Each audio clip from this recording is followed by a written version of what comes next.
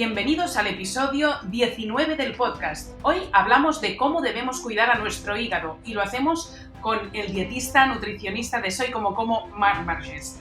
Marc, que está muy actualizado en estudios científicos, nos hablará, entre muchas otras cosas, de nuevos estudios que relacionan la incidencia y gravedad del COVID con el mal estado del hígado. ¡Empezamos!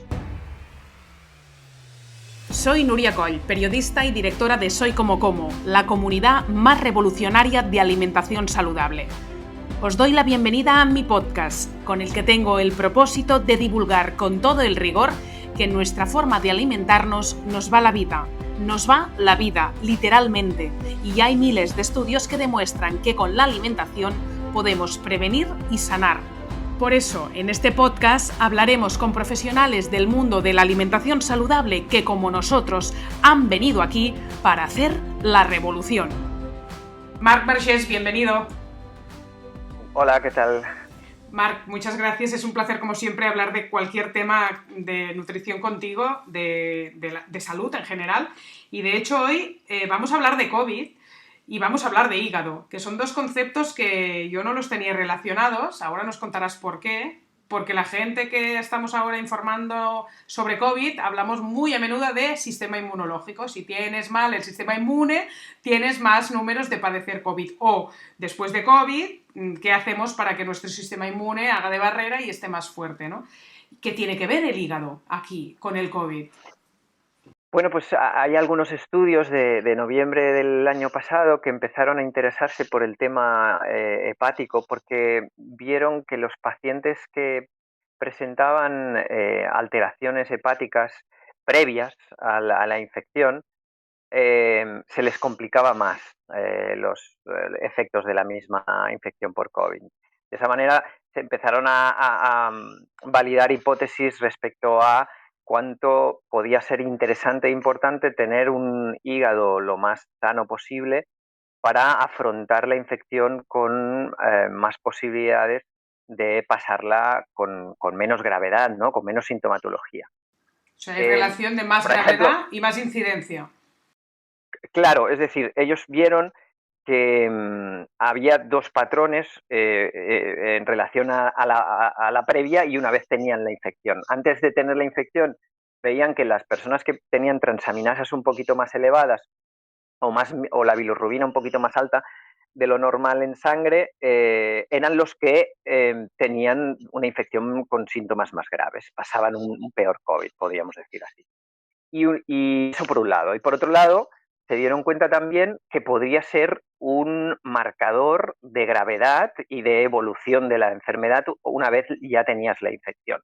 Se dieron cuenta que también aquellas personas que tenían, a medida que iba pasando los días de la infección, tenían más aumento de las mismas transaminasas y de la misma bilirrubina, también acababan con un paquete más grave de síntomas una vez infectados, ¿no? Por tanto, había una correlación muy interesante entre la salud hepática previa a la infección y, evidentemente, también la degradación que se sufre del hígado una vez está infectado, porque, claro, esas citoquinas, esa cascada famosa de citoquinas inflamatorias de la que se ha hablado mucho y que evidentemente sucede cuando hay la infección del COVID, se gestiona peor cuando el hígado no es capaz de hacer sus funciones enzimáticas porque ya no tiene la capacidad para hacerlo por estar comprometido, por tener algún problema previo, ¿no?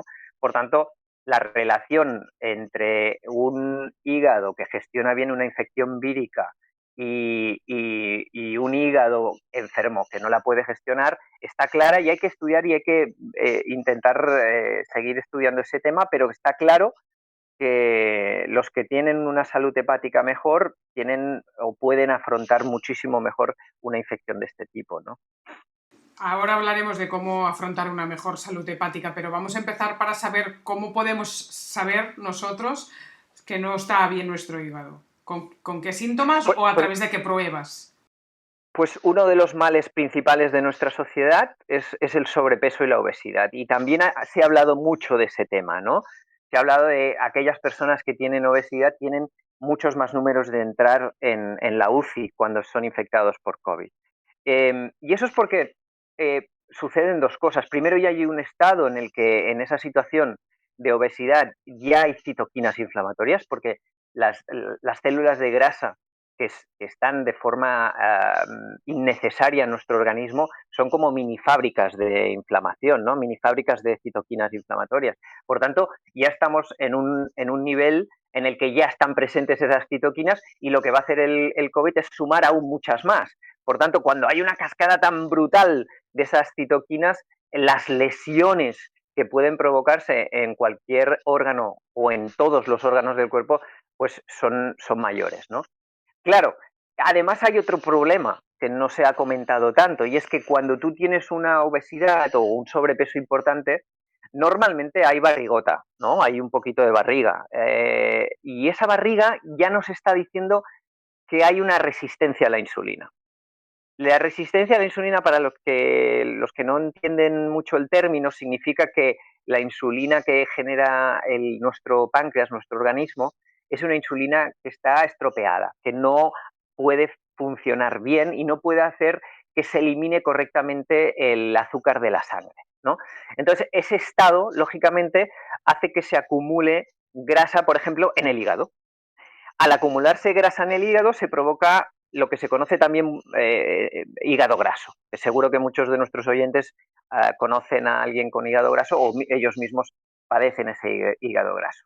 Claro, cuando se tiene hígado graso, aún es más difícil que ese hígado pueda realizar funciones que combatan la oxidación que provoca toda esta situación. Esa oxidación son células que se oxidan, que se estropean, que funcionan mal y que de alguna manera nos van intoxicando si no las podemos ir eliminando. Y quien las elimina y las gestiona precisamente es el hígado. Por tanto, entramos en un círculo vicioso. Tengo un poquito de barriga, esa barriga me produce resistencia a la insulina, por tanto no elimino el azúcar de la sangre, se acumula grasa en el hígado, esa grasa en el hígado perjudica el funcionamiento enzimático que tiene que hacer el hígado, que tiene diferentes funciones enzimáticas claves, entre las que está el sistema inmunitario para mantener nuestra salud, y una de ellas también es combatir la degradación de las células que hay en nuestro torrente sanguíneo o en nuestro propio hígado, ¿no? Al no poder producir esa eliminación, esa limpieza de nuestra sangre y de nuestro propio hígado, hay más facilidad para que se produzcan daños en nuestro ADN. Si se producen daños en nuestro ADN, pues funciona todo el organismo mucho peor y puede haber más posibilidades de que se formen tumores, por ejemplo, ¿no? O dificultad para eliminar células que no están funcionando bien porque están viejas, porque están un poco estropeadas y crear células nuevas que sí funcionen de forma óptima. Es lo que se conoce como autofagia, ¿no? Por lo tanto, ¿qué está pasando en un cuerpo así? Que se degrada, se envejece de forma acelerada y dificulta que las funciones de limpieza, de autorregulación y de sistema inmune fuerte disminuyan. Hay mucha gente que ha tenido COVID y no tienes obesidad. ¿Ahí qué está fallando? Por ejemplo, el que el propio hígado, sin que esté en una situación de hígado graso, pues ya no esté funcionando enzimáticamente bien. En ese caso, en un caso como el que me planteas, me viene a la cabeza una de los trabajos enzimáticos que hace el hígado y que tiene que ver un poquito pues con esto del COVID que comentabas, no solo con el COVID, sino con otros tipos de virus o infecciones que podemos sufrir a lo largo de nuestra vida, ¿no? Que sería la conjugación que hace el hígado de glutatión, ¿no? El L-glutatión es un antioxidante endógeno muy potente, es un antioxidante que nosotros fabricamos. A mí me gusta mucho explicar en mis clases y a mis pacientes que a veces es mucho más interesante e inteligente darle la alimentación y los nutrientes adecuados al organismo para que nosotros generemos nuestro propio antioxidante que depender de antioxidantes de la dieta, que no está mal y que está bien. Es decir, es muy interesante aportar antioxidantes con la dieta, claro que sí, faltaría más, porque además van a nutrir nuestra microbiota, ¿no? Y una microbiota contenta y sana también nos va a ayudar a estar más fuertes. Pero generar antioxidantes desde dentro, nosotros mismos, nos genera una seguridad delante de una lucha contra una infección vírica que puede marcar la diferencia entre pasar un COVID bien y pasar un COVID mal. ¿Y cómo se ¿no? generan antioxidantes desde dentro con el L-glutatión? ¿Y si no, nuestro cuerpo no genera suficiente? Para tener los nutrientes adecuados que facilitan a nuestro hígado la capacidad de generar ese antioxidante, necesitamos una serie de alimentos, por ejemplo, ricos en azufre, que nos van a dar una de las piezas fundamentales para fabricar ese antioxidante a nivel del hígado, ¿no? Y sería, por ejemplo, los huevos, sería el ajo, los ajos en general, sería el brócoli, serían los espárragos o la cúrcuma, que es un alimento que se ha introducido con mucha fuerza en nuestra cultura mediterránea y que a veces hay que decir que la cantidad de cúrcuma que se necesita para eso es una cantidad mucho más elevada de lo que normalmente estamos acostumbrados, pero bueno, la continuidad del uso de cúrcuma también puede ayudar, ¿no? Entonces, todo ese grupo de alimentos sería como aportar pequeños ladrillitos para construir ese paquete gordo, esa pared que nos va a defender de infecciones oportunistas como podría ser este, ¿no?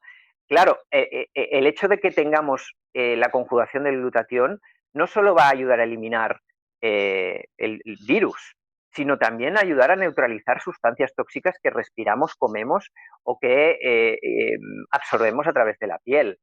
Claro, también estamos viendo que si se suman las dos cosas, se suman la incapacidad de gestionar suficiente antioxidante para luchar contra un virus y se suma la incapacidad de eliminar todas estas sustancias negativas que, por ejemplo, en una ciudad de un país industrializado están habitualmente con nosotros, la facilidad para acabar teniendo una enfermedad de cualquier tipo o envejecer peor es clarísima.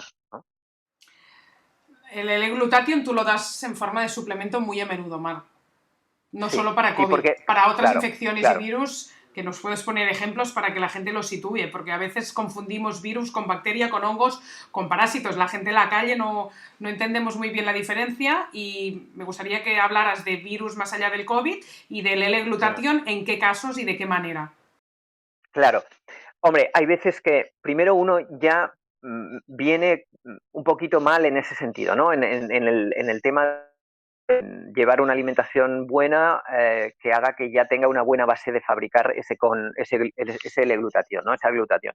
Entonces, evidentemente se le va a intentar hacer un cambio de dieta para que empiece a generar por sí solo ese glutatión. Pero claro, mientras tanto, si ya tenemos un problema vírico importante que está afectando al paciente, lo que no vamos a hacer es esperar y por tanto vamos a ayudar inicialmente con un jarabe de glutatión que se toma con mayor o menor medida, dependiendo de la sintomatología que tiene el paciente, con virus que sabemos que engañan a nuestro sistema inmune. ¿Pero el Existen, pero L-glutatión también mata al virus o es para después, cuando ya lo has tenido? eh, mm, tenemos casos de COVID permanente, ¿no? Y en otros virus también hemos visto que son capaces de eliminar lo que conocíamos con la mayoría de los virus, que es que nuestro organismo los reconozca, los identifique, produzca una serie de ejércitos especializados para que los ataque y a otra cosa mariposa, es decir, ya me he cargado el virus, creo anticuerpos y se acabó el problema. Estamos viendo que hay virus como el Epstein-Barr, con la mononucleosis o como el propio COVID, que a pesar de crear anticuerpos, a pesar de generar todo ese mecanismo que conocemos, no se acaban de eliminar. Engañan a nuestro sistema inmune, se alojan escondidos en el organismo y cada 2 por 3, cuando se dan las circunstancias adecuadas por estrés o por déficits por ejemplo, en este caso, niveles de antioxidantes en el organismo adecuados, aparece de nuevo la sintomatología. Esto es lo que estamos viendo con COVID, ¿no? Personas que ya dan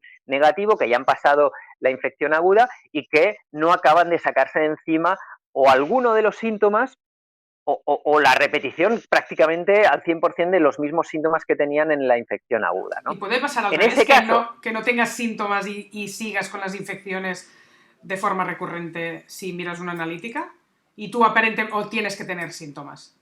normalmente aparecen síntomas. Y el síntoma más habitual, por ejemplo, es un cansancio extremo, un cansancio, una neblina mental, una dificultad para tener una agilidad mental. Hay diferencias que respecto al paciente cuando estaba sano persisten, han aparecido en la infección y no se acaban de marchar o marchan pero vuelven. Entonces, hay sintomatología. Si no hay sintomatología, hombre, no me atrevo a decir que sea imposible, porque evidentemente estamos viendo que hay casos asintomáticos. No creo en absoluto que ya nada sea imposible, podría ser. Lo que pasa es que, claro, cuando estás asintomático, pues lógicamente el paciente no lo nota y puede hacer una vida normal y por tanto ya no es tan preocupante. A mí lo que me preocupa son los casos en los que los pacientes no pueden llevar una vida normal por culpa de estos síntomas y es cuando entonces actuamos con esas dosis, es decir, aportamos un extra de glutatión a nivel de jarabe para ayudar en esos momentos tan críticos al organismo, porque el propio organismo no puede generar la cantidad suficiente de glutatión para luchar en este caso, ¿no? ¿Y durante cuánto tiempo esto? Bueno, normalmente entre 1 y 3 meses sería suficiente.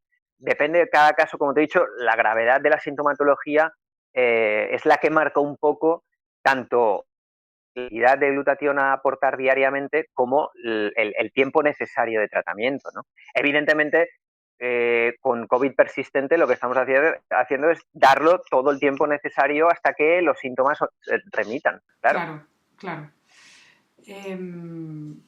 Claro, esto ya debía pasar antes. ¿Ya tratabas antes a un virus con el L-Glutathione o esto también es nuevo desde que se ha visto estos estudios de noviembre en los que se relaciona tanto la incidencia de COVID y un mal estado del hígado? No, sí, lo hacíamos con Epstein-Barr, por ejemplo, es el más típico. El virus del Epstein-Barr y sus variedades, creo que hay más de 17 variedades de virus de Epstein-Barr, no todos son igual de agresivos y por tanto no a todo el mundo le sienta de la misma manera haber pasado Epstein-Barr y evidentemente el estado previo a la infección del paciente también marca esas diferencias, igual que con COVID y tenemos mucha gente que no se acaba de recuperar de un Epstein-Barr y que mantiene alguna de la sintomatología que el Epstein-Barr les dio en la fase aguda. Entonces ya hacíamos tratamientos en este sentido con otro tipo de virus como es el Epstein-Barr. No nos viene de nuevo, es nuevo en el sentido de que que el COVID se comporta más agresivo que incluso un Epstein-Barr, con más contundencia de variedad de síntomas y con la potencia de esos síntomas persistentes, ¿no? Pero esto ya lo habíamos visto antes con otro tipo de virus. Cuando hay casos de gente que ha pasado COVID y en paralelo tiene otras infecciones de virus como el Epstein-Barr u otros, tenemos que hablar del sistema inmunológico, de que la primera barrera de defensa no está bien y está entrando de todo, o te cuadra que venga el COVID y después vengan los otros bichitos. ¿Cómo lo interpretarías? Claro, eso es verdad. Es decir, cuando uno tiene una tendencia a que un virus haga este tipo de trampas y de funcionamiento interno dando todos estos problemas, lógicamente tienes también más tendencia a que otros virus diferentes repitan ese mismo proceso, ¿no? Eh, lo hemos visto en muchos pacientes que a la vez tienen 2 o 3 tipos de virus diferentes, ¿no? Y que tienen un problema inmunológico para gestionar esas infecciones. Por tanto, es evidente que hay una respuesta innata inmunológica que puede estar fallando y que puede facilitar que todo ese proceso sea acumulativo y se agrave. Evidentemente es así. Y aquí en ningún caso prescribirías antibiótico para matar un virus No, nunca. no, es que el antibiótico con un virus no tiene ningún sentido. Lo que hemos de hacer es estrategias que apuesten por intentar eso, ¿no? Generar anticuerpos o generar reconocimiento y una capacidad antioxidante mayor de nuestro organismo para luchar con cualquier agente, no solo virus, podría ser también incluso con toxinas producidas por hongos, ¿no? Es decir, la capacidad de nuestro sistema inmune es amplia en todos los sentidos, en todos los campos. Entonces, utilizar un medicamento que no es específico para, en este caso, los virus no tiene ningún sentido. Ahora que empieza primavera y que siempre dices que es el mejor momento del año para mimar y potenciar la desintoxicación del hígado, ¿cómo lo podemos cuadrar con todo lo que estamos hablando y el COVID? Bueno, a mí me gusta recomendar a la gente en esta, hay bastantes maneras de potenciar una activación hepática, vamos a llamarlo así, porque cuando hablo de limpieza hepática muchos compañeros se enfadan en el sentido de que el hígado es un órgano que gestiona la limpieza de todo el organismo y que tiene capacidad de limpieza siempre todo el año. En realidad es una forma para hacerlo entender a la gente, ¿no? No, no estamos hablando de una limpieza propiamente dicha, sino estamos hablando de técnicas que lo que hacen es potenciar precisamente la mejora, la optimización Su del funcionamiento. funcionamiento Vale, hepático, exactamente. vale. Y quiero que eso quede claro, porque es que si no, parece que estemos hablando de algo que genera mucha agresividad incluso en el ambiente de la medicina, y deberíamos dejarlo un poquito claro, ¿no? Entonces, bueno, pues hay varias maneras. A mí me gusta mucho el recomendar a la gente el ayuno intermitente, ¿no? Que creo que es una de las maneras que puede facilitar muchísimo, mmm, no solo el perder algo de grasa superficial, que siempre va bien, sino también potenciar, como te decía, pues esa autogestión y autorregeneración, en este caso del hígado, ¿no? Al potenciar con el ayuno intermitente la autofagia, lo que estamos haciendo es hacer una puesta a punto perfecta de nuestro hígado. Es decir, nuestro hígado va a potenciar el eliminar, como te decía antes inicialmente, unas células hepáticas, unos hepatocitos que no están funcionando de maravilla, que están un poquillo escacharrados, y los elimina para generar nuevas células que van a funcionar mucho mejor, ¿no? Entonces, esa puesta a punto del hígado va a generar una mayor eliminación de radicales libres y va a generar una mayor acción en todos los sentidos. Mejorar la musculación, mejorar la oxidación, la producción de estos antioxidantes que nos van a ayudar a luchar contra infecciones externas, va a ayudarnos también a ser más eficaces para eliminar sustancias que se acumulan en el hígado, como kilomicrones lipídicos, ¿no? Que dificultan el funcionamiento hepático, ¿no? Entonces, va a ayudar también a gestionar la eliminación de los tóxicos ambientales o los tóxicos que hayamos podido ingerir con los alimentos, ¿no? Va a aumentar también las sirtuinas, ¿no? Una serie de proteínas que nos van a ayudar a reducir la mortalidad por cualquier causa. Es lo que Es se la conoce proteína de como... la juventud, ¿no? Sí, sí, se llaman así, es cierto. Le llaman la proteína de la juventud. Bueno, lo En tuyo y definitiva, lo tuyo y el ayuno, porque acabas de decir unos beneficios tan potentes que es mejor que cuando la moda de las vallas de Goji, que decíamos si sí. tienen superpoderes. La pregunta del millón, Marc, ¿a partir de cuántas horas el cuerpo hace todo esto? ¿A partir de cuántas horas de ayuno esto funciona así de bien? Em, hay discusiones entre si todos estos beneficios que comento son propios y exclusivos del ayuno intermitente o del ayuno, o de la restricción calórica que se favorece haciendo ayuno intermitente o ayuno. Es verdad que cuando haces un ayuno intermitente y no comes entre 12 y 16 horas, que es lo que entraría dentro de la categoría de ayuno intermitente, estar no comiendo entre 12 y 16 horas, es más fácil comer menos. Y por tanto, al ser más fácil comer menos, es más fácil que haya un poco de restricción calórica. Y por tanto, de igual manera, ahora mismo tampoco no es relevante, pero en cualquier caso lo que va a favorecer es todo esto, este funcionamiento que además cuadra mucho con nuestra biología humana, ¿no? Y es que somos animales muy resistentes a las penurias en general y sobre todo a las penurias alimentarias, ¿no? Entonces, se activan toda una serie de mecanismos que espabilan a nuestro metabolismo, que espabilan a nuestro organismo a que funcione todo mucho mejor. Y en definitiva el hígado se ve muy reforzado, hasta el punto que incluso puede conseguir limitar el crecimiento de posibles células que se estropeen produciendo tumores, ¿no? Incluso regular los niveles de lípidos en sangre, esos colesteroles que están desregulados y que no acaban de estar en niveles bien proporcionados. No me atrevería a hablar de colesterol total elevado, que no me gusta porque es incorrecto, sino de proporciones de lípidos en sangre correctas, ¿no? Entonces, el ayuno intermitente un poquito nos alinea, nos facilita relacionarnos de nuevo con un estado muy natural y en el que nos hemos movido muchísimos años, muchísimas de nuestras generaciones anteriores, y que realmente ha hecho que estuviésemos con unos niveles de salud muy buenos y que ahora mismo, a pesar de que tenemos una expectativa de vida bastante buena en comparación a otros países, el problema es que la calidad de vida que no es nada buena. Estamos polimedicados a partir de los 50 años y esto es lo que no es normal. Restricción calórica, ¿podrías dar una franja de calorías, aunque no nos guste contar en calorías o de cantidad de ingesta para situarnos? Sí, a mí no me gusta hablar de calorías porque es bastante antinatural, a pesar de que hay muchos compañeros de profesión y situaciones de clientes que son atletas profesionales que las calorías es un dato importante a tener en cuenta para hacer las cosas lo mejor posible. Cuando hablo de nutrición para la población en general y para transmitir salud a partir de esta alimentación, me gusta hablar de nutrientes y me gusta hablar de ingestas, ¿no?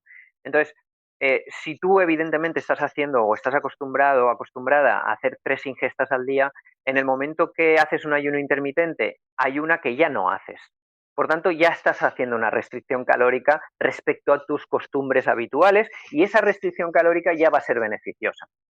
En realidad, si hablamos ya de cuestiones calóricas, una restricción calórica de 300 kilocalorías sería suficiente respecto a tus calorías necesarias para tu ritmo de vida habitual para generar estos beneficios. Entonces, aquellos que son muy de calorías y muy de números y les gusta aplicar ese concepto tan matemático, pues estaríamos hablando de esas 300 kilocalorías menos de lo que te corresponde Eso es a difícil, tu vida. eso lo decís a menudo, pero a mí me cuesta mucho situar las calorías necesarias en función de si eres más o menos sedentario, mujer, activa o no activa. Me cuesta porque como Claro, no soy de ya la a mí, escuela de las calorías, cuando claro, me dicen 300 o 400 menos, digo, ¿respeto a qué?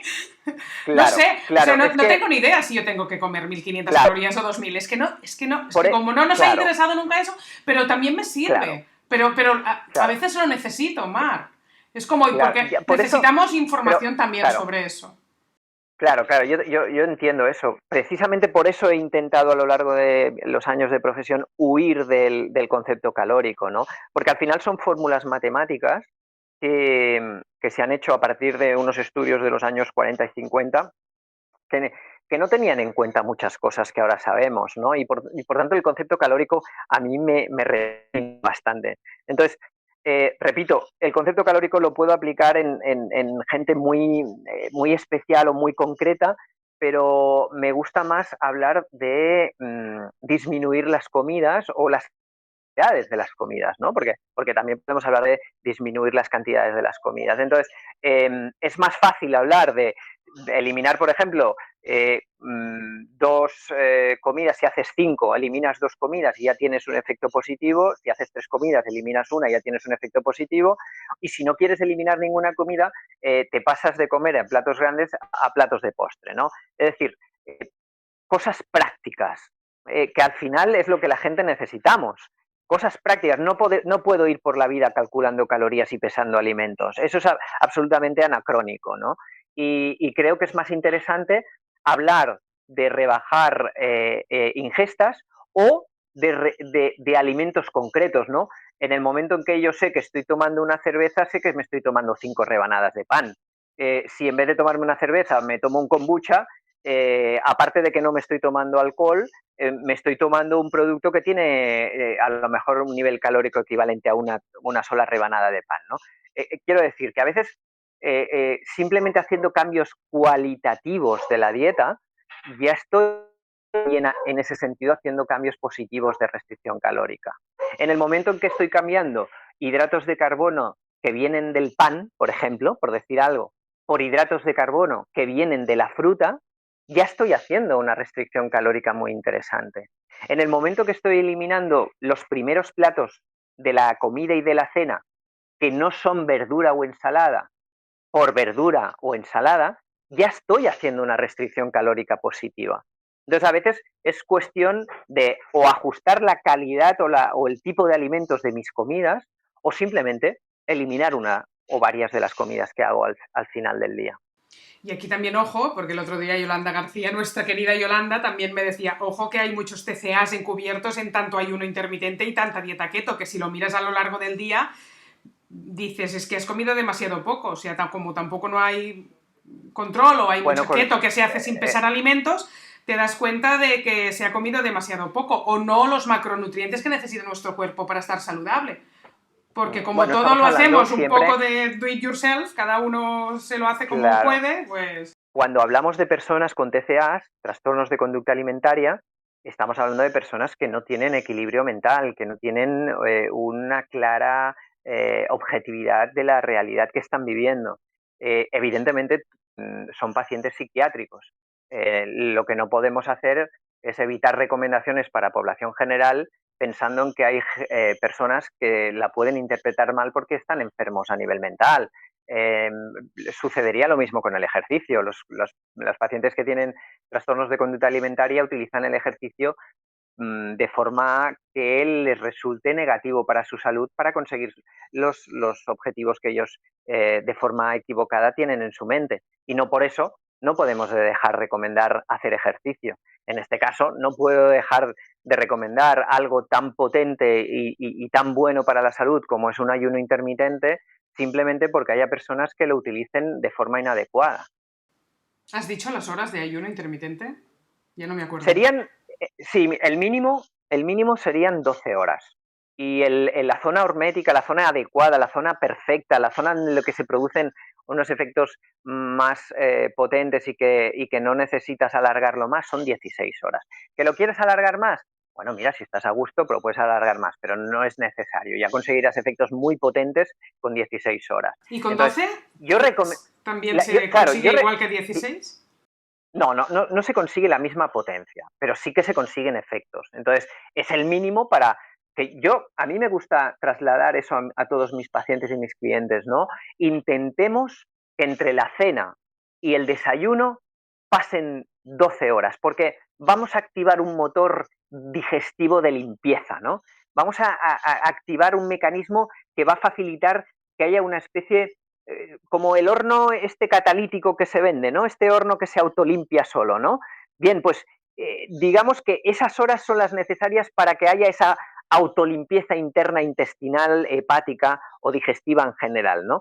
Y eso va a facilitar que lo que venga después se digiera mejor, se gestione mejor, se absorba mejor y produzca una respuesta hormonal mejor. Es decir, siempre es mejor comer con hambre que comer sin hambre a nivel hormonal. Siempre. Hmm. Y aquí no entra un café y menos un bulletproof. 12 horas son 12 horas sin nada, ¿o qué? Hombre, sería lo ideal. Sería lo perfecto sería que no hubiese nada entre la cena y la comida. Agua sí, agua sí puede haber, ¿eh? Pero bueno, en el hipotético caso de que necesites un café habiendo pasado solo 10 horas desde la cena, porque si no, no hay manera de que rindas y demás. Bueno, es pecata minuta. Se puede hacer un café solo o se puede hacer un bullet coffee, como dices tú, o un café con algún tipo de grasa dentro del café para no alterar demasiado el efecto del ayuno intermitente, ¿no? Podríamos pasarlo, ¿no? ¿Y nos rompe el Pero si se ayuno puede, la mejor. mantequilla aquí, que está tan de moda, que es esto del bulletproof coffee? ¿Nos rompe un ayuno Sí. con tanta grasa? Claro, lo que más rompe el ayuno es todo aquello que nos transfiera azúcar en sangre. Esto es lo que lo rompe más, ¿no?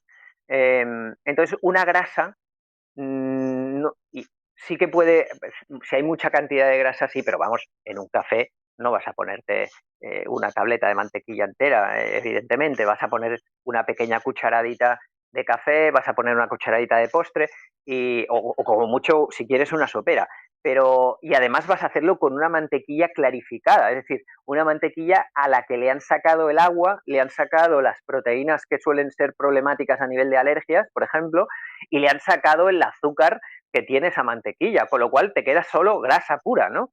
Por tanto, estamos hablando de un producto que realmente no se va a traducir en un impacto en glucosa en sangre y en una cantidad que tampoco va a ser extraordinariamente elevada. Entonces, yo prefiero que alguien haga ese bullet coffee, ese café con grasa, para poder realmente estirar el primer desayuno pasadas esas 12 horas desde la cena, que no que esté sufriendo, que produciendo ansiedad, que no tire el cuerpo y que tenga que hacer al final un desayuno normal y tire por tierra la costumbre de hacer el ayuno intermitente de 12 horas. Creo que el ayuno intermitente de 12 horas es un hábito que todos deberíamos de intentar instalar en nuestra vida, si no todos los días, los máximos días posibles. Uh-huh. Es que no tendría que tener ni el título de ayuno intermitente para que la gente no lo malinterprete. Tendría que ser aquel descanso digestivo diario de 12 horas desde la cena hasta el desayuno. Correcto. Punto final. Correcto. Sí, señora. Correcto, estoy totalmente de acuerdo. Vale, hemos hablado del hígado y en vez de decir una estrategia nutricional con alimentos, nos los has sacado, está bien, con ayuno intermitente y con restricción calórica. Entonces, estrategias nutricionales para mimar el hígado o para meter más antioxidantes en el cuerpo, que no sé si sería también beneficioso y lo podemos mezclar o tiene que ir por separado, Marc. Es decir, tú sabes mucho también de antioxidantes y hemos hablado muchas veces de betacaroteno, vitamina C, flavonoides, licopeno o glutatión mismo. Es decir, ¿tenemos que hablar de antioxidantes en esta charla? Sí, podemos hablar perfectamente de antioxidantes o podemos hablar de alimentos o situaciones que pueden comprometer o ayudar las diferentes acciones enzimáticas hepáticas. Y entonces ahí yo creo que voy a intentar dar cosas muy precisas para que puedan resonar en las mentes de las personas que nos están oyendo y que de alguna manera tengan también mecanismos para saber cómo compensar eso o si están en una situación en la que tienen que vigilar, ¿no? Ahora me viene a la cabeza, por ejemplo, una de las vías enzimáticas del hígado, que es la glucuronización, que es la vía enzimática o el proceso por el cual el hígado consigue eliminar medicamentos como, por ejemplo, los medicamentos ahora que están también muy utilizados en tema de COVID, que serían los AINES tipo paracetamol o similares, ¿no? Bueno, sabemos que el consumo de paracetamol de forma habitual, ¿no? Produce un efecto complicado al hígado, le puede producir una cierta toxicidad y también sabemos por algunos estudios que puede ayudar a que haga más permeabilidad intestinal, ¿no? La permeabilidad intestinal tiene que ver con un aumento de los agujeritos que hay en el intestino que no es adecuado porque se cuelan sustancias demasiado grandes y que el organismo evidentemente actúa destrozándolas, actúa fagocitándolas, actúa a nivel inmunológico y por tanto le complica la vida al sistema inmune. Entonces ya no queremos, en una situación en la que debemos tener el sistema inmune muy alerta y con toda la energía para luchar contra, en este caso, el COVID, no queremos darle otro tipo de trabajos que difieran de poder estar atento en lo que queremos que esté atento, ¿no? Y entonces, si tienes por narices que utilizar este tipo de medicamentos, bueno, pues puedes utilizar alimentos como la cúrcuma o alimentos como, por ejemplo, el perejil, ¿no? O la piel de los cítricos. La piel de los cítricos la utilizamos poco. Deberíamos de ser más proclives a utilizar la piel de los cítricos, rayando la piel en las ensaladas, por ejemplo, ¿no? Por encima, un poquito de limón rallado por encima de las ensaladas, sin que amargue demasiado la ensalada, o por encima de las cremas, ¿no? También valdría. Entonces, ese tipo de alimentos pueden neutralizar un poquito los efectos negativos de tomar este paracetamol de forma obligada, ¿no? Podría también a través de yogures. Los yogures también me pueden ayudar por los aminoácidos ramificados que tiene. Entonces, introduzco piel de cítricos, yogures. El señor Julibert, que no me sale perejil, que me salía en catalán ahora. Entonces, todos estos alimentos pueden ayudar a neutralizar un poquito esa necesidad de tomar ese medicamento. Bueno, pues ya tengo una manera de neutralizar y ayudar a mi hígado a que suceda la menos intoxicación posible por culpa de ese alimento o por el tabaco. El tabaco también genera fallos en este tipo de vía enzimática, ¿no? Entonces, si soy fumador, bueno, pues atento a tomar más cantidades o flores, las flores del calabacín. La flor del calabacín también me va a ayudar a estimular esta vía enzimática, ¿no? Pues hagamos recetas con flores de calabacín, que además la flor de calabacín rellena es una delicia, Y ¿no? tanto. Por tanto, ya tenemos una serie de alimentos que podrían ayudarnos en situaciones de este estilo. Dos cosas. No hablas de Dime. ibuprofeno, solo de paracetamol. Y yo tenía Sí, entendido sí, que es sí, mucho peor sí, el sí. ibuprofeno. Sí, también. Vale. Hablo de paracetamol porque me ha venido el paracetamol, que es el más recomendado para el tema del tratamiento de los síntomas por COVID, ¿no? Sí, es Pero verdad. evidentemente el ibuprofeno es un AINE que también entraría dentro de esta familia. Sí, también vale. Y me sorprende de ti que des alimentos para contrarrestarlos, para neutralizar los efectos y que no nos digas directamente te prohíbo tomar AINES en tu vida, que la gente se los come como chicles, que se los toma como Claro, chicles. claro, bueno, yo soy anti-AINES, pero puedo entender que haya una situación en la que pues estés obligado un tiempo a tomarlos. Bueno, pues vamos a gestionarlo bien. Vale, O sea, a muy veces, bien. a mí me gusta, evidentemente, mucho, antes que un AINE utilizaría cúrcuma. Lo tengo clarísimo, ¿no? Pero entiendo que dolores fuertes, a lo mejor estamos pendientes de una intervención por Claro. traumatología y necesitamos tomar durante un mes seguido o un par de meses antes de la intervención, ahora que nos tenemos que esperar tanto a que nos por culpa de la saturación sanitaria que hay, pues entiendo que a veces antes que no dormir por culpa del dolor, utilices este tipo de productos. Bueno, pues vamos a dar soluciones, no seamos taxativos. Oye, no tomes AINES, ¿no? Oye, mira, los tengo que tomar. Bueno, pues dame soluciones, ¿no? Dame remedios un poquito para contrarrestarlo, ¿no? Muy bien. Yogur, perejil, piel de cítrico. ¿Vamos a otra vía enzimática? Vale, pues la metilación, por ejemplo, la metilación es una de las vías enzimáticas más importantes a mi modo de entender desde un punto de vista de la prevención de enfermedades, ¿no? Sabemos que aquella gente que metila muy bien son esas personas que no se ponen enfermas ni a tiros, ¿no? Vale, yo Esas metilo personas mal. que tienen... No. Pero es verdad que la Claro, gente es la más común en el vocabulario popular de gente así un poco entendida de metilo bien, metilo mal. O sea, debe afectar para bien y para mal a mucha gente. A ver que te he cortado y a ver si lo entendemos. sí, claro, porque ¿qué significa metilar? Significa hacer un proceso bioquímico de transformación. Las sustancias, cuando entran en nuestro cuerpo, a veces no pueden ser aprovechadas de la forma que entran. Y entonces nuestro organismo transfiere una molécula, en este caso un grupo metilo, que no me voy a liar bioquímicamente porque nuestros pacientes se irán, nuestros oyentes cortarán, y entonces simplemente es que nuestro organismo transforma esa molécula para hacerla más aprovechable, para sacarle rentabilidad, hacerla un uso adecuado, ¿no? Las vitaminas del grupo B son las que nos van a ayudar a tener una capacidad de metilación mayor. Es decir, cuando tenemos suficiente cantidad de vitaminas B en nuestra dieta, podemos conseguir transformar a esas moléculas de una forma mucho más efectiva.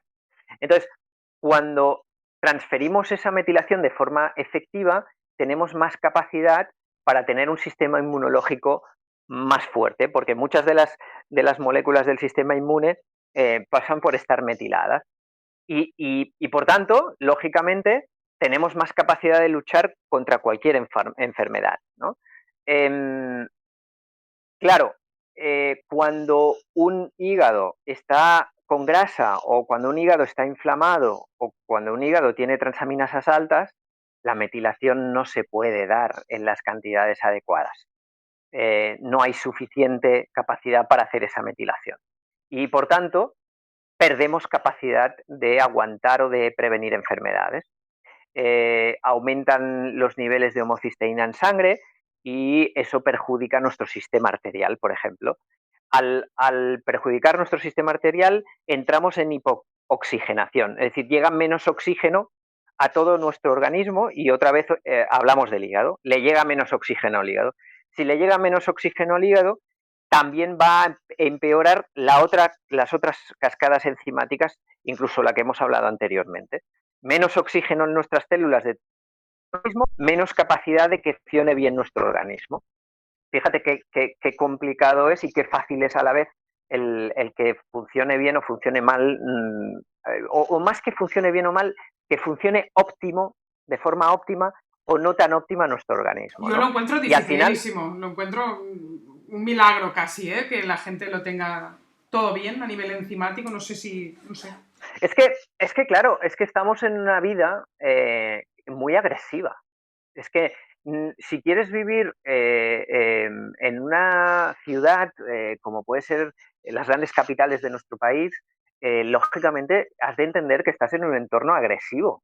Estás en un entorno en el que respiramos muchos gases que no tenemos que respirar, en el que escuchamos muchos ruidos que nos aceleran, en el que comemos cosas que a veces están cocinadas de manera que han generado tóxicos que nos afectan negativamente, el estrés, la gestión del estrés, que también gestiona el hígado y que está demostrado que empeora nuestra irritabilidad, es peor, porque en un ambiente de ciudad todos vamos acelerados y todos vamos con prisas y al final eso evidentemente perjudica también a la capacidad de eficacia del hígado. Entonces todo eso suma y lógicamente tienes toda la razón en pensar que es difícil encontrarse una persona que hepáticamente funcione de forma óptima. Es cierto. Y cuando tú te fijas en las poblaciones que viven más años y con mayor calidad de vida, no existen estos patrones de vida que hay en las ciudades que comentamos, ¿no? Tienen una gestión del estrés mejor, no tienen tanto tóxico ambiental que los rodea, pueden conseguir alimentos de primera calidad y cocinados como toda la vida, como nuestras abuelas, lentamente, poquito a poco, con cariño. Eh, en definitiva, eliminan toda una serie de negativos que facilitan que lleguen a 100 años y puedan tener relaciones sexuales con toda normalidad, ¿no? Y eso es lo que no sucede con nosotros. Eso es lo que no sucede. Es decir, como decía al principio, sí que tenemos una expectativa de vida buena respecto a otros países, pero la calidad de vida no lo es. Sí, mientras vamos hablando de las vías enzimáticas, sería interesante ir dando recomendaciones de aquella activación hepática, de mejorar la función hepática que decíamos al principio, Mar. Vamos Claro, detectando ahora que errores hablamos, claro, y ya claro. tengo como la impaciencia de encontrar soluciones. Claro, en este caso, sé que tengo la homocisteína en sangre elevada, o sé que soy un cacharro, que me enfermo cuando el vecino que ni me he cruzado en el ascensor se ha enfermado, ¿no? Como aquel que dice, es decir, que lo pillo todo, ¿no? Bueno, pues en este caso lo que tenemos que potenciar es o una suplementación de vitaminas del grupo B que nos puede conseguir o pautar nuestro profesional de confianza de la salud, ya sea un médico, ya sea un nutricionista, o aportar a nuestra dieta un volumen superior de los alimentos que son ricos en estas vitaminas del grupo B, sobre todo la B6, la B9 y la B12. En este caso, si hablamos de vegetales, podríamos estar hablando de cualquier vegetal con hoja verde, ¿no?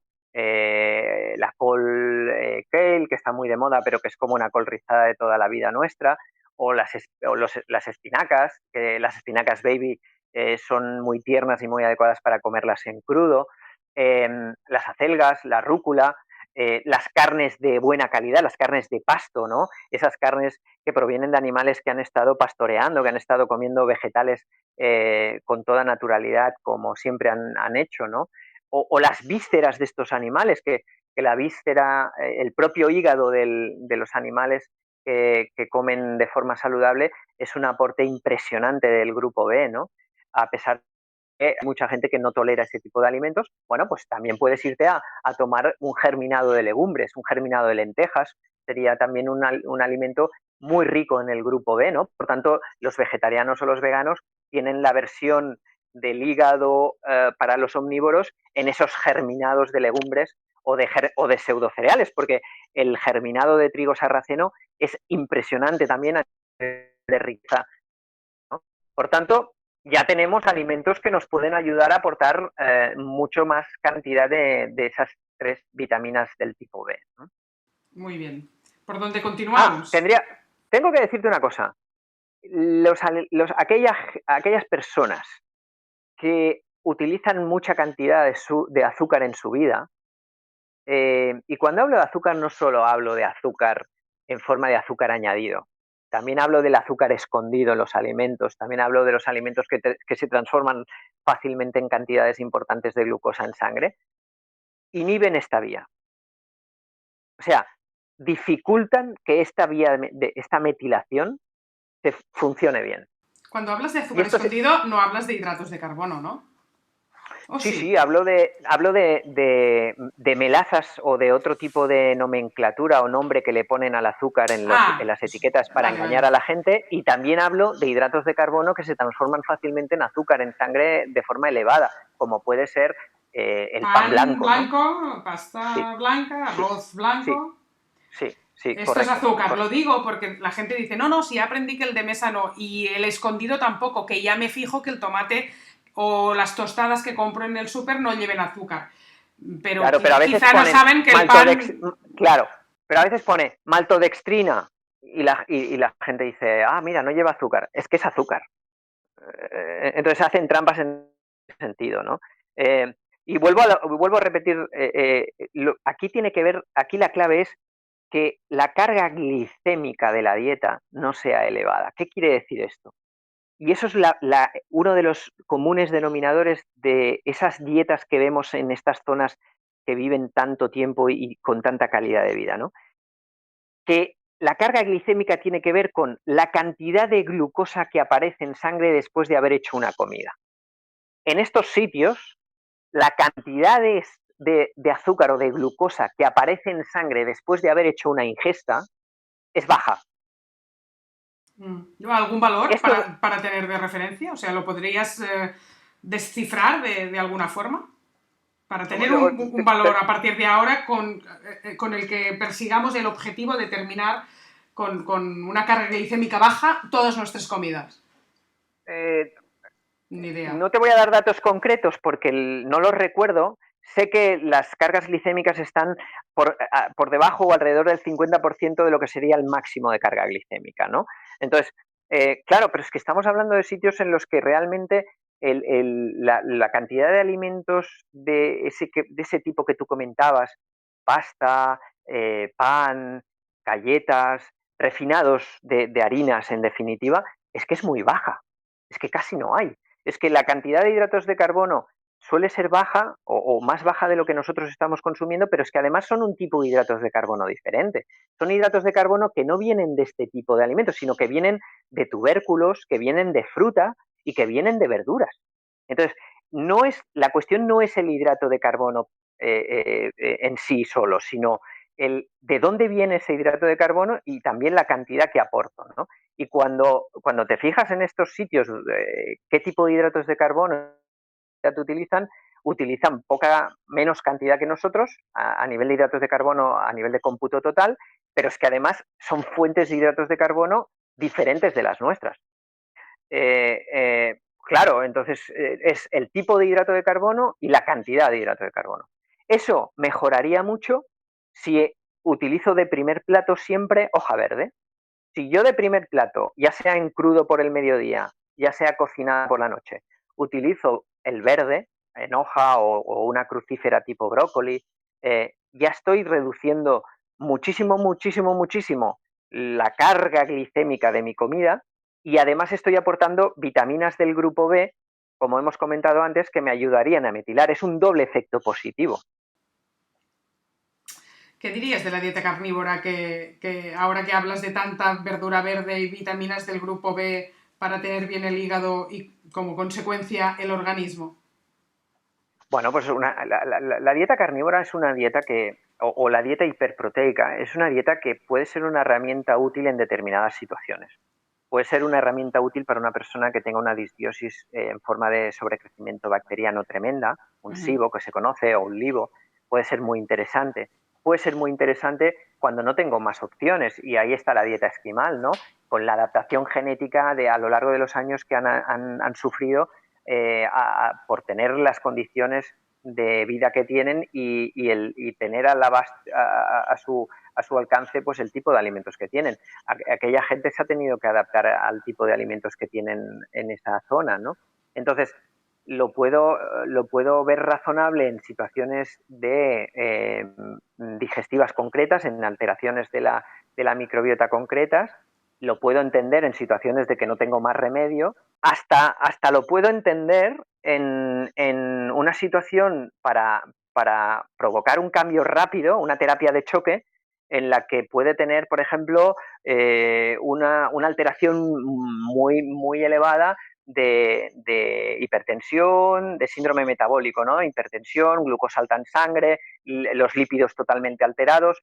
Bueno, pues puedo entender que hagas la dieta carnívora una semana para conseguir los máximos resultados en el mínimo tiempo posible y luego pasarte a una dieta carnívora, pero con menos cantidad de carne, con más aporte de verduras y con más aporte de otros alimentos que van a hacer que a la larga se mantenga mejor y que tengas un equilibrio de microbiota más adecuado, porque al final la forma en la que nos alimentamos es la forma que vamos a hacer tener en nuestros intestinos de las diferentes familias de microorganismos que hay.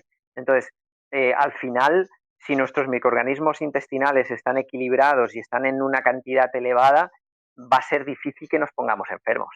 Vale. Me ha gustado preguntártelo porque mucha gente se escucha el podcast cada semana, ya son muy seguidores de él y van entendiendo y encajando piezas y ven que yo tengo como una mirada muy abierta en la que no me quiero casar con nada y estoy expectante a aprender, pero hablamos en episodios pasados bastante de la dieta carnívora y como hablabas ahora de que las verduras verdes sirven para mimar el hígado, seguro que alguien está pensando, bueno, ¿en qué quedamos? Y además yo sé más o menos tu opinión sobre la dieta carnívora y también tu posicionamiento sobre las dietas en general que tiran más a la paleo, ¿no? Que es donde tú tienes claro, mejores resultados, ¿sabes?, ante las patologías del siglo XXI.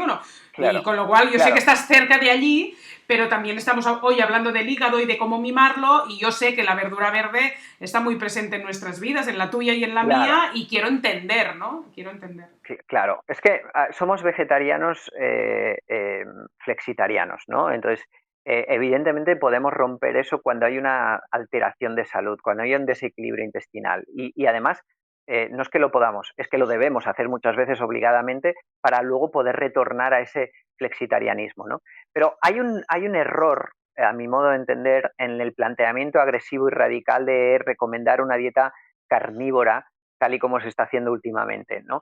Y es hablar de los antinutrientes y de las sustancias a nivel de lectinas, por ejemplo, que pueden tener las diferentes verduras y alimentos vegetales que pueden aportar en nuestra dieta, sin entender que ese tipo de sustancias son transformadas por nuestra microbiota y por nuestro organismo. Es decir, no, es una pequeña trampa hablar de que los antinutrientes o los elementos negativos que puedan tener las crucíferas no nos van bien porque son malos y que mejor eliminarlos de la dieta. Bueno, repito, la microbiota se encarga de modificar parte de esas sustancias y luego el hígado y nuestro organismo también es el encargado de, gracias a procesos hepáticos, transformarlas, metilarlas para que se aprovechen adecuadamente. Entonces, no vale hacer trampas, no vale no tener en cuenta aquello que sucede en nuestros intestinos y en nuestro organismo con las sustancias que pueden ser aparentemente no adecuadas para una alimentación, ¿no? Entonces, creo que ahí hay un poquito de interpretación errónea. Vale, volvamos al hígado.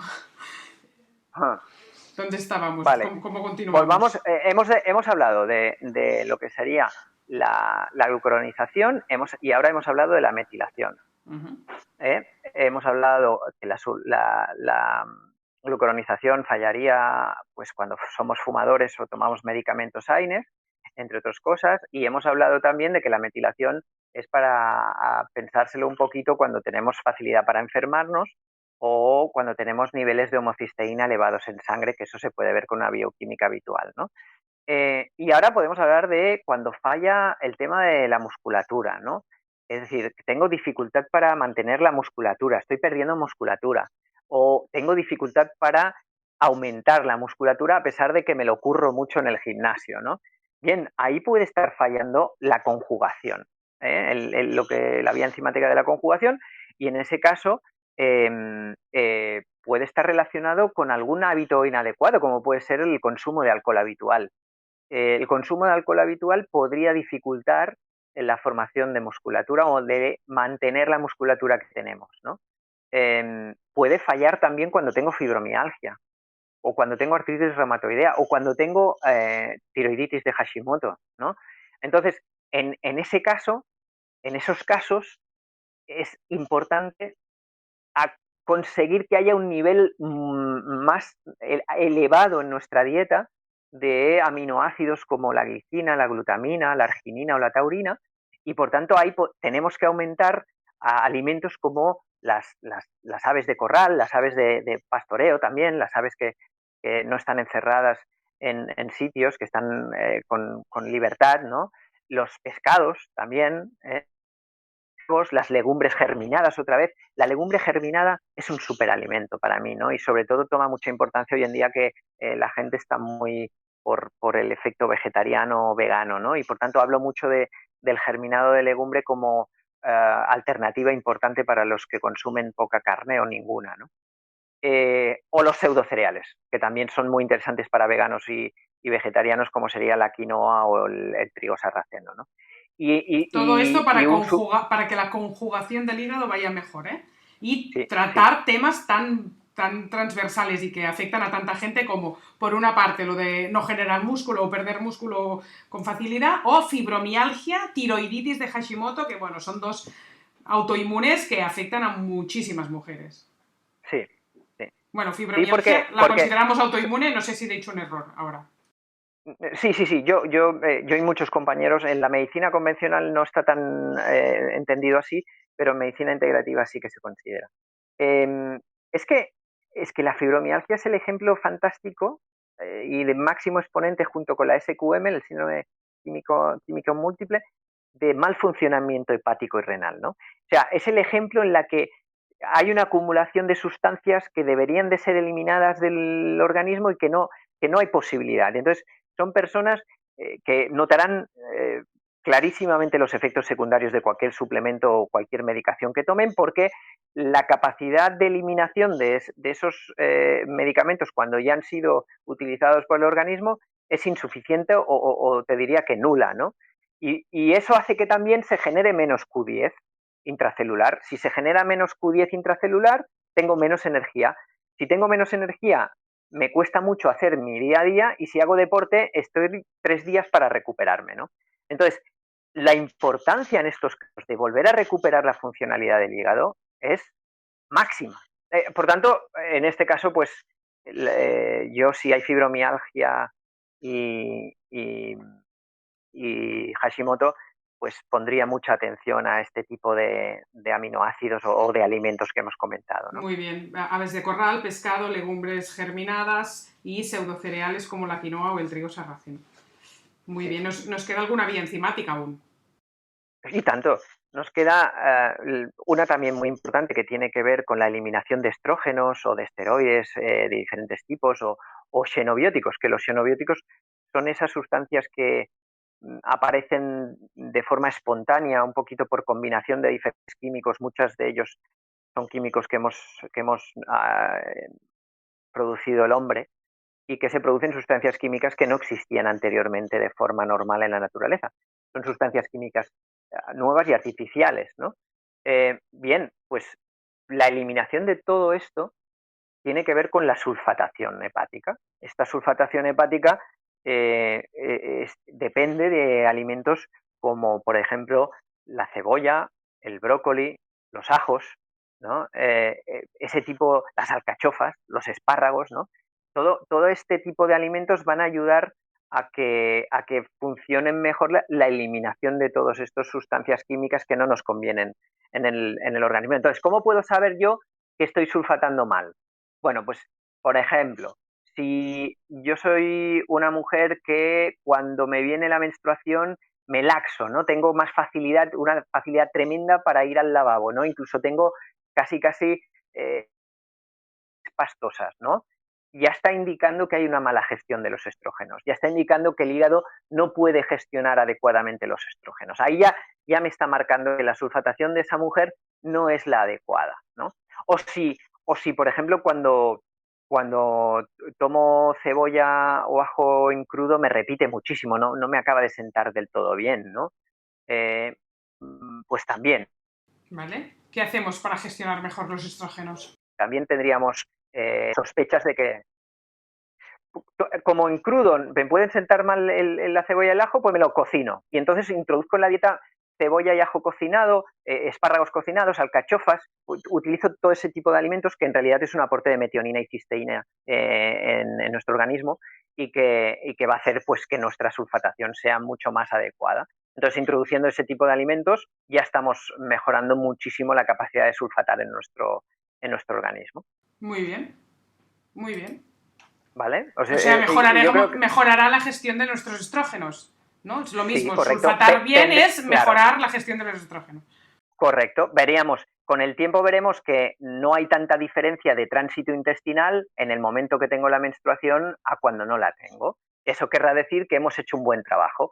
O podré empezar a permitirme tomar un allioli sin que me repita todo el día el allioli y esté comiendo allioli 24 horas. ¿No? Entonces, cuando hacemos esas pruebas y vemos que hemos mejorado respecto a la anterioridad, pues estamos haciendo un buen trabajo, ¿no?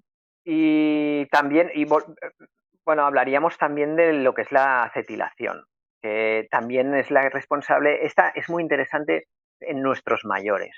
La acetilación es muy interesante en nuestros mayores porque, sobre todo, cuando estamos hablando de personas de más de 60 años, estamos hablando de personas en la mayoría de los casos polimedicadas. Tienen que tomar diferentes tipos de medicamentos, ¿no? Entonces, los restos que quedan de los medicamentos cuando son utilizados por el organismo son eliminados gracias a la limpieza que se produce en el cuerpo gracias a esta acetilación, ¿no? Por tanto es interesante que funcione bien para que no tengamos problemas de toxicidad por culpa de estos medicamentos y que al final el medicamento provoque efectos secundarios que nos hacen obligados a tomar otro medicamento. Y al final estamos tomando el medicamento para que el medicamento que me estoy tomando para que el medicamento que me tomo inicialmente es un follón, ¿no? Entonces, no puede ser, o sea, no puede ser. Para evitar esto, la acetilación también mejoraría con lo mismo que hablábamos de la metilación. Alimentos ricos en vitamina B. Y aquí rompo una lanza hacia los huevos, ¿no? No tengamos miedo de aumentar cuando somos mayores la cantidad de huevos porque no, me van a elevar el colesterol. No, o sea, no hay problema. Ya sabemos hoy en día que no tiene nada que ver el comer más huevos con que te aumente el colesterol. Y si te aumenta el colesterol por consumir más cantidad de huevos, te aumentará de forma paralela en todos sus valores lipídicos y por tanto no es un indicador grave. Entonces, vamos a comer más huevos. El huevo cuadra tanto en dietas vegetarianas como en dietas omnívoras, ¿no? Vamos a tomar más huevos, vamos a tomar más frutos secos tostados. No me los tomes crudos, porque si me los tomas crudos estás haciendo un peeling intestinal. Estás haciendo que haya antinutrientes que van a producir un efecto de no poder absorber minerales como el calcio y el magnesio de los propios frutos secos, ¿no? Entonces vamos a tomar más huevos, sin miedo. No pasa nada por tomar 14 huevos a la semana. 2 huevos al día, bienvenidos sean cuando somos mayores de 60 años, ¿no? Vamos a tomar más frutos secos tostados entre horas, ¿no? Vamos a tomar más vitamina C también con ese grupo B. En el caso de la acetilación va bien que haya un poquito de vitamina C, ¿no? Entonces, los cítricos, otra vez el perejil hay que utilizarlo mucho. Las especies en la cocina, el cilantro, hay que utilizarlas más, porque hemos perdido un poco de hábitos de utilizarlas. No, hagamos otra vez un poquito de recuperación del romero, que también es muy hepático, ¿no?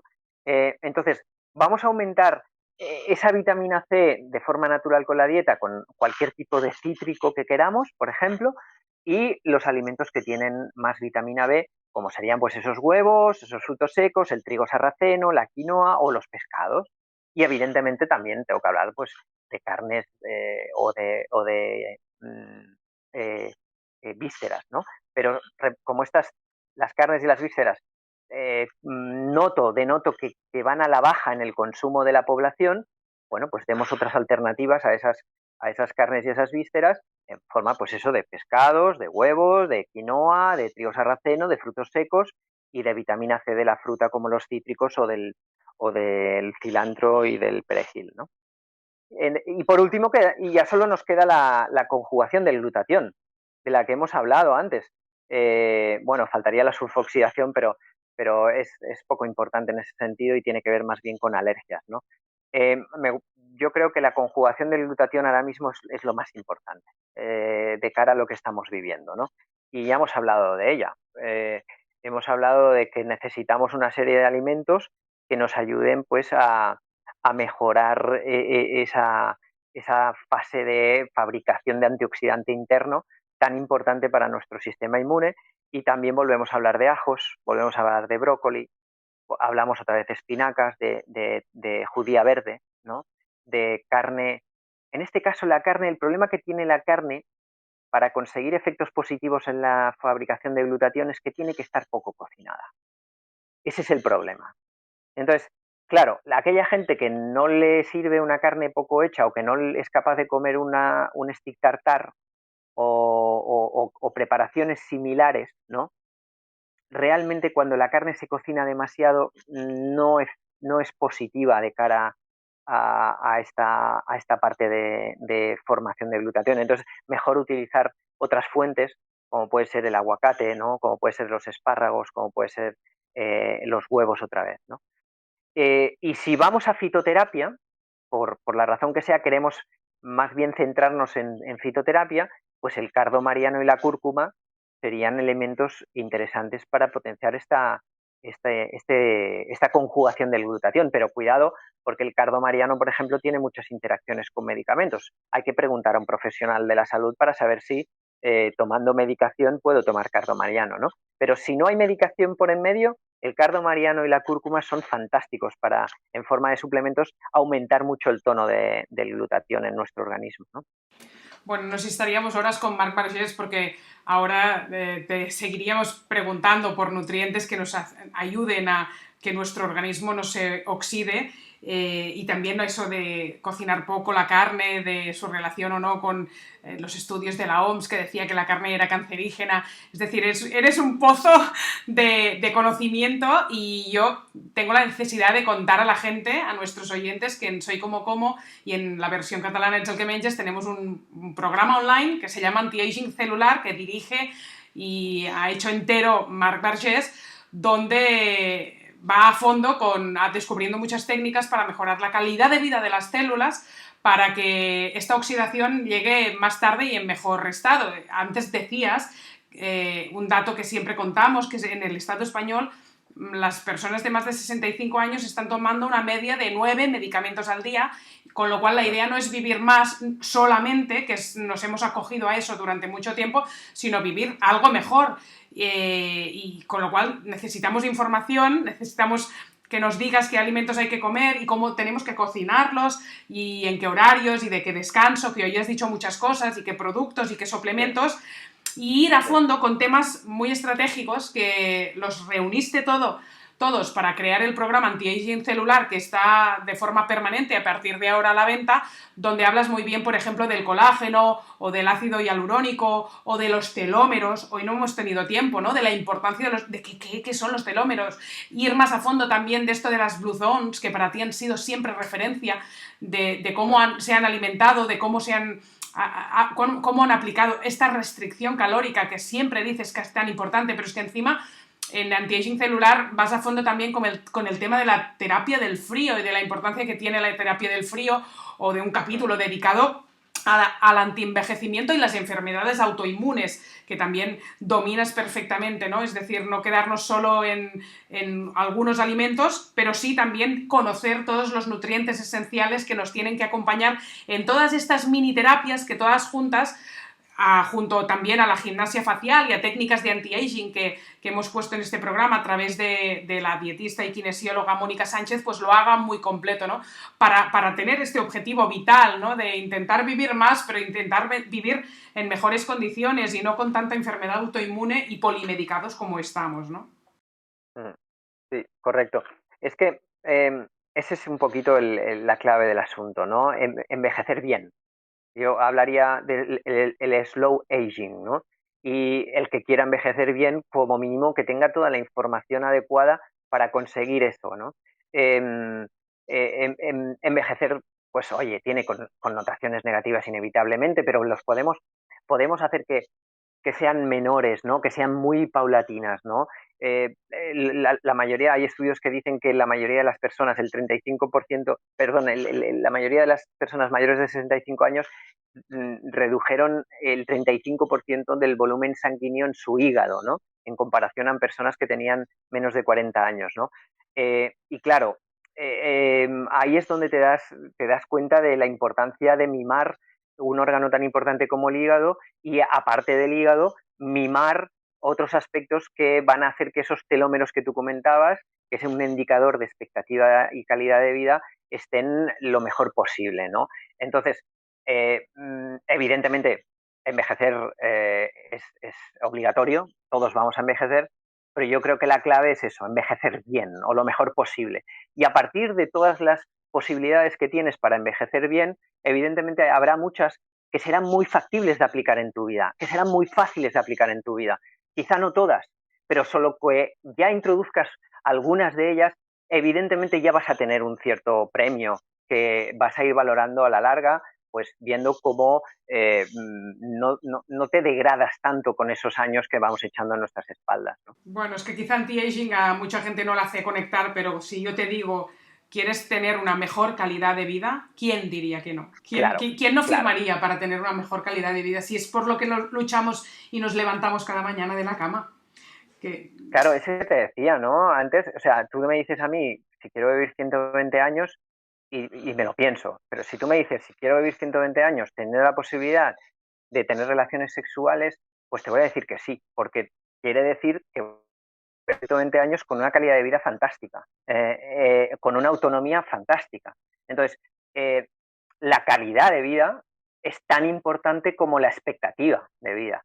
Entonces, es el paradigma que hemos hablado antes. Vivimos en una sociedad que vive muchos más años que nunca, pero es que estamos muy cascados. Y eso es lo que no quiero. El curso online Anti-Aging Celular lo encontraréis si entráis en soycomocomo.es en el apartado de cursos online. Igualmente pondremos el enlace en la descripción del podcast de hoy.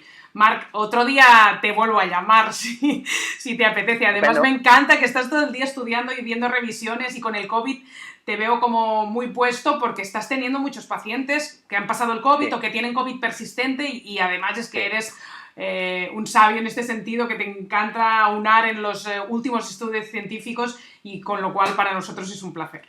O sea que muchas gracias y un abrazo muy fuerte. Igualmente, saludos. Gracias. Y hasta aquí el podcast de hoy. Si te ha gustado, no te olvides de compartir. Y recuerda que en Soy Como Como te esperamos con cursos online de salud y alimentación.